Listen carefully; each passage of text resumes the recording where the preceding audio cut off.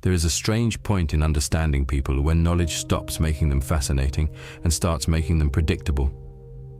At first, understanding people feels like power. You notice their patterns. You recognize insecurity beneath arrogance, fear beneath anger, loneliness beneath attention-seeking. You begin seeing why people say certain things, why they disappear, why they return, why they hurt the people they claim to love. And for a while, it feels like you've discovered something most people cannot see. But then, something changes. You start noticing the pattern everywhere. The friend who constantly needs reassurance. The person who turns every conversation back toward themselves. The partner who says they want honesty, but becomes defensive the moment they receive it. The person who says they hate drama, while somehow creating it everywhere they go. You begin understanding them. And strangely, understanding doesn't always make you feel closer. Sometimes, it creates distance. Because once you understand why someone behaves the way they do, their behavior can become easier to predict, but harder to romanticize. You stop seeing only the words. You notice the motive beneath them. You stop hearing only the apology. You notice whether the behavior changes afterward. You stop believing every promise. You start watching patterns, and patterns are difficult to love. Carl Jung spent much of his work examining the unconscious forces beneath human behavior. He understood that people are not always aware of the reasons behind their own actions. A person may believe they are protecting themselves when they're actually avoiding intimacy. They may believe they're being honest when they're actually trying to hurt someone. They may believe they want freedom when what they truly fear is dependence. And perhaps the most disturbing realization is, you are not exempt from this. The same unconscious mechanisms you recognize in others exist inside you. You also have motives you don't fully understand. You also protect parts of yourself. You also rationalize behavior after you've already decided what you wanted to do. You also tell yourself stories that make your choices easier to live with. The more clearly you see human nature, the harder it becomes to believe that anyone is completely innocent, including yourself. And this creates a strange loneliness. You begin realizing that many relationships are not built only on love. They're built on needs, validation, security, attention, familiarity, fear of abandonment, fear of being alone. Sometimes two people say they love each other, when what they actually love is how the other person makes them feel about themselves. And once you start seeing that distinction, you cannot easily unsee it. The question stops being, do they love me? It becomes, what exactly do they love about having me in their life? And that question can change the way you look at almost everyone. There is a point where understanding someone becomes almost unsettling. You begin noticing that people rarely tell you exactly what they need. They tell you stories. They give explanations. They create reasons. But beneath those reasons, there is often something simpler. Someone says they want respect, but what they actually want is control. Someone says they want honesty, but only when the truth confirms what they already believe. Someone says they want independence, but still needs everyone around them to approve of their choices, and sometimes they don't even know this themselves. That is what makes human behavior so complicated. People can lie to you without consciously deciding to lie. They can manipulate you while genuinely believing they are simply protecting themselves. They can hurt you and still see themselves as the victim. The unconscious is capable of creating explanations that make almost any behavior feel justified. And once you begin seeing this, you stop taking words at face value. You watch what happens when someone's desires are threatened. That is where character becomes visible, and not when everything is going their way, but when they hear no, when they lose control, when someone else succeeds, when attention moves away from them, when the person they expected to stay finally leaves. People reveal themselves most clearly when reality refuses to cooperate with the story they have about themselves. This is why understanding people can make relationships feel colder. You begin seeing the machinery underneath the interaction. The subtle guilt, the strategic silence, the compliment that contains a comparison, the apology that is really a negotiation, the affection that disappears when you stop being useful. And suddenly, something that once felt romantic starts feeling psychological. You don't just hear, "I miss you." You wonder, "Do you miss me? Or do you miss how I made you feel?" You don't just hear, "I need you." You wonder, "Do you need me, or do you need what I provide?" And that distinction can be devastating. Because sometimes the answer is not as pure as you wanted it to be, but there is an even darker realization. You may begin doing the same thing. You may start analyzing people instead of experiencing them. You may stop listening and start decoding. Every pause becomes a signal. Every expression becomes evidence. Every disagreement becomes a psychological pattern. And eventually, your intelligence becomes a barrier. You understand everyone, but allow nobody close enough to surprise you. You become so focused on seeing through people that you stop seeing them. That is the danger. Understanding can create intimacy or destroy the ability to experience it, because love requires a certain amount of uncertainty. You cannot completely analyze another human being and still expect them to remain mysterious. At some point, you have to accept that people are contradictory. They can love you and still hurt you. They can care about you and still act selfishly. They can have good intentions and still cause damage. They can be wounded without being innocent. And perhaps the hardest thing to accept is that understanding someone's pain does not obligate you to tolerate their behavior. There is a difference between understanding someone's pain and becoming responsible for it. Once you become psychologically aware, you may start seeing the reasons behind people's behavior. You understand why someone becomes controlling, why someone needs constant reassurance, why someone disappears when intimacy becomes too real, why someone becomes aggressive when they feel powerless. You see the wound beneath the behavior, and this can create a dangerous kind of compassion. You start thinking, maybe they can't help it. Maybe they're just hurt. Maybe if I understand them enough, I can finally reach them. But understanding a wound doesn't automatically heal the person carrying it. Sometimes, it only teaches you why they keep hurting you. That distinction can take years to learn, because empathy can become another form of self-abandonment. You understand everyone's behavior, except your own exhaustion. You understand their childhood, while ignoring what their behavior is doing to your present. You understand their fear, while slowly becoming afraid of setting boundaries. Understanding someone does not mean you have to remain available to them. And this is where relationships become psychologically complicated. You can genuinely understand why someone behaves badly, and still decide you don't want them close. You can recognize their trauma without turning their trauma into an excuse.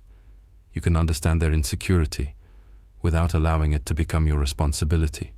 You can love someone and still leave them. That is a colder form of love.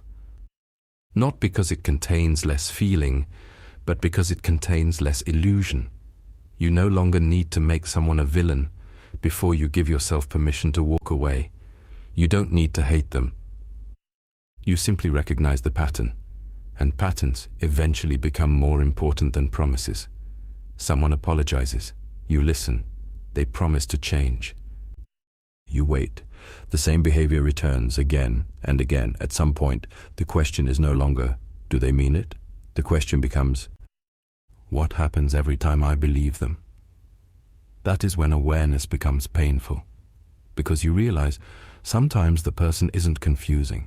You were simply hoping their potential would eventually become their personality. You weren't loving who they were. You were loving who you believed they could become. And perhaps This is one of the deepest illusions in human relationships. We don't always fall in love with people. Sometimes, we fall in love with our interpretation of them. We fill the gaps with hope. We explain contradictions. We romanticize inconsistency. We turn potential into evidence. And then, when reality finally becomes impossible to ignore, we call it heartbreak. But sometimes heartbreak is simply the collapse of an illusion. Carl Jung's understanding of projection makes this even more unsettling, because sometimes the qualities we see most strongly in another person are partly created by our own unconscious. We don't just see them, we complete them. We fill in what we cannot know with what we secretly want to believe. And when the projection disappears, the person can suddenly look completely different. Not because they changed, because you finally stopped seeing them through yourself. And once the projection disappears, something even more uncomfortable remains. The person themselves, without the fantasy, without the potential, without the version of them you created inside your own mind. You begin seeing the contradiction. The person can be kind and selfish, loving and avoidant, intelligent and irrational, self-aware and completely blind to certain parts of themselves. This is where understanding human nature becomes difficult, because the human mind wants consistency. We want people to fit into categories: good person, bad person, loyal, disloyal, safe, dangerous. But real people rarely stay inside those boxes. Someone can genuinely love you and still betray you. Someone can genuinely regret hurting you and still repeat the behavior. Someone can have a beautiful heart and an ugly reaction. Someone can be wounded and still become responsible for the wounds they create. Understanding complexity doesn't mean excusing it. It means refusing to reduce a human being to one convenient explanation. And this applies to you too. Perhaps the reason understanding people makes love harder is because it destroys the fantasy of purity. You start realizing that everyone carries contradictions. Everyone has a shadow. Everyone has motives they don't fully understand. Everyone has moments when the conscious story doesn't match the unconscious behavior. And suddenly, you begin seeing yourself differently. The question becomes uncomfortable. How many times have I called someone selfish when I was simply disappointed that they didn't choose me? How many times have I called someone manipulative when I was trying to control the outcome? How many times have I called myself loyal when I was actually afraid of being alone? Those questions don't feel empowering. They feel exposing, but they are necessary. Because if you only use psychology to understand other people, you haven't become more conscious. You've simply become better at judging them. Real awareness eventually turns the lens inward. And when it does, you discover that you are not outside human nature. You are inside it. The same unconscious forces you criticize exist within you.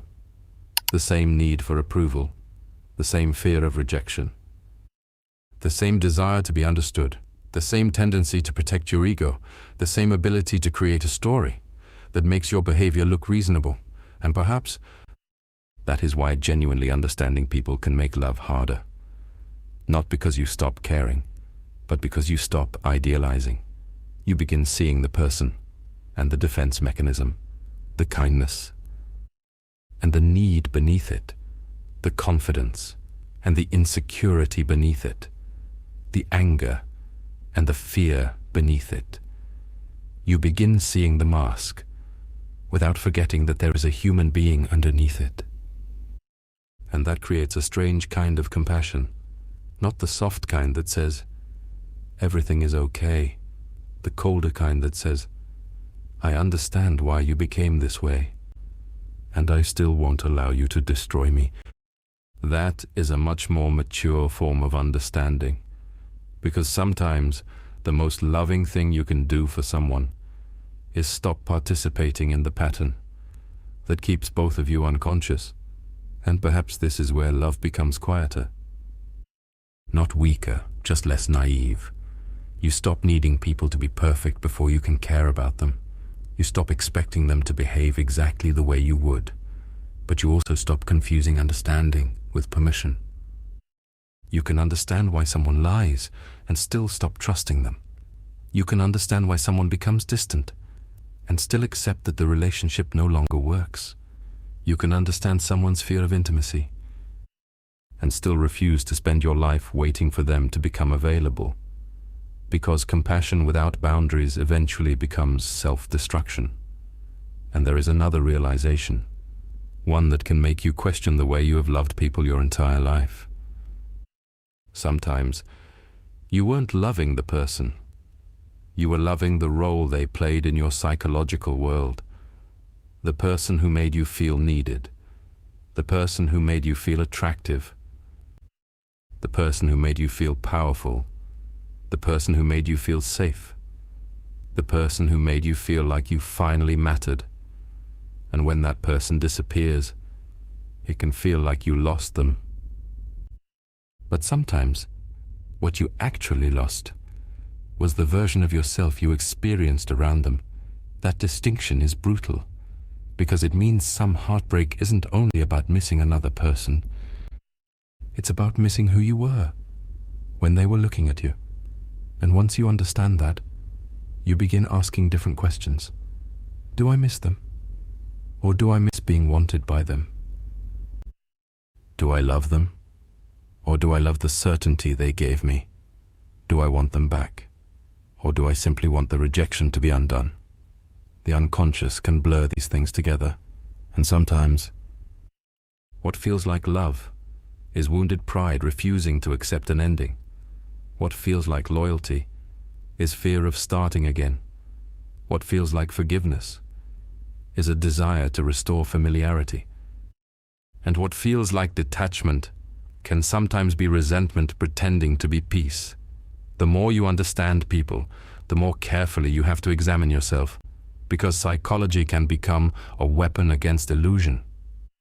But it can also become a weapon against intimacy.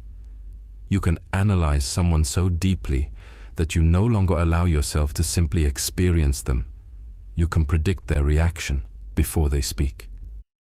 You can recognize their defense before they know they're using it. You can see where the conversation is going before it gets there. And suddenly, you feel intellectually superior. But something has been lost. Wonder, the ability to be surprised by another human being, the ability to allow someone to be more complicated than your explanation of them. Because not everything needs to be decoded. Some things need to be experienced. Some people will contradict themselves. Some relationships will remain mysterious. Some emotions won't have a clean psychological explanation. And perhaps that uncertainty is necessary, because love cannot survive entirely inside analysis. At some point, you have to put the microscope down and look at the person. Not as a pattern, not as a wound, not as a projection, but as a human being, just as unfinished and just as psychologically complicated as you are. There is a final paradox hidden inside all of this. The more you understand human behavior, the less interested you become in controlling it. You stop trying to make people reveal themselves. You stop testing them. You stop creating situations just to see how they react. You simply watch. And sometimes, what you see is disappointing. Sometimes people choose themselves.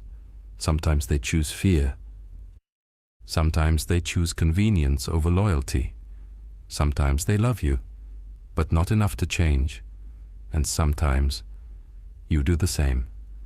That realization removes something very comforting. The belief that understanding people will eventually allow you to avoid being hurt. It won't. Psychological awareness doesn't make you immune to betrayal. It simply makes you less likely to confuse betrayal with your own worth. You begin understanding that someone's inability to love you properly is not always a verdict on your value. Sometimes it is simply a reflection of their capacity. And your inability to love someone properly may also be a reflection of your own unfinished parts. This is where the shadow becomes unavoidable. Because the mature person eventually stops asking, "Why are people like this?" and starts asking, "Where am I like this? Where do I become defensive? Where do I manipulate? Where do I seek control?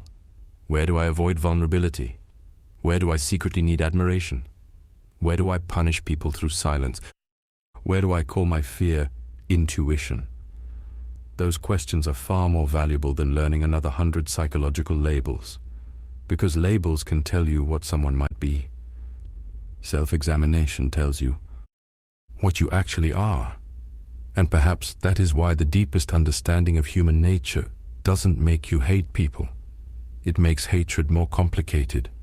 You begin seeing how much of human cruelty comes from fear, how much arrogance comes from insecurity, how much control comes from helplessness, how much emotional distance comes from old pain. But you also learn something equally important. A wound may explain someone's behavior without excusing it. Understanding the origin of someone's darkness doesn't require you to stand inside it.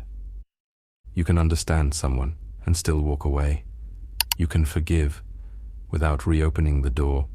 You can love without surrendering yourself. You can see the human being beneath the behavior, without pretending the behavior doesn't matter. And perhaps that is the final shift. You stop needing people to be simple.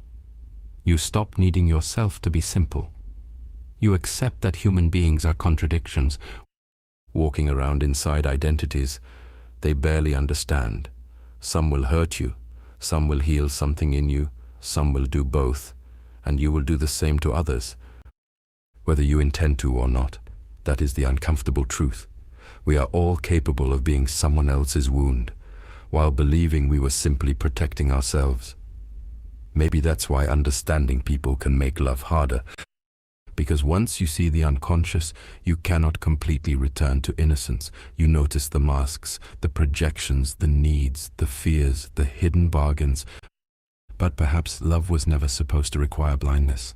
Perhaps the deeper form of love is seeing someone clearly, and still allowing them to remain human, not perfect, not predictable, not completely understood, just human.